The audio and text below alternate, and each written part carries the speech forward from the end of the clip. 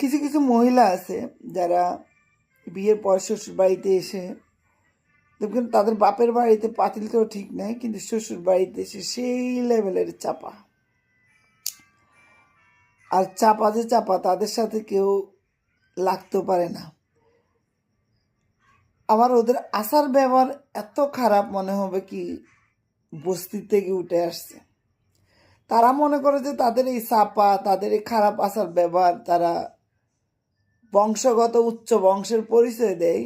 আসলে তা না, ওরা বস্তির থেকে উঠে আসা মেয়ে মানুষ।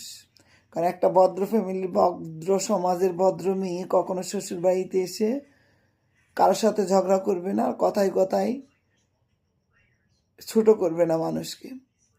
একটা ফ্যামিলিতে যে কয়টা লোক আছে সবার সাথে মিলেমিশে থাকবে, অবশ্যই ঝগড়া করবে না। আর বস্তির মেয়েরা এগুলাই করবে।